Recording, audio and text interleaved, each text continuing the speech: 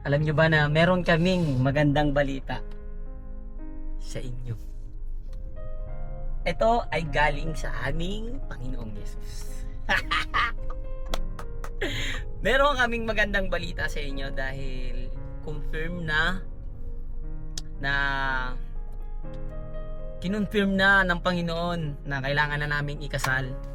At isang tabi na muna namin yung gusto lang namin. Unahin namin yung gusto ng Panginoon sa buhay namin.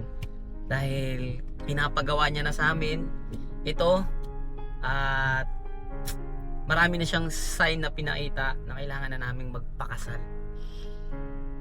Kailangan na nating magpakasal sa harapan ng Panginoon. 'Di ba?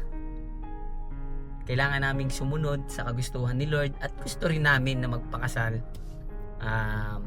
para may basbas galing sa Panginoon ang aming pagsasama. Then dalawa na rin ang anak namin.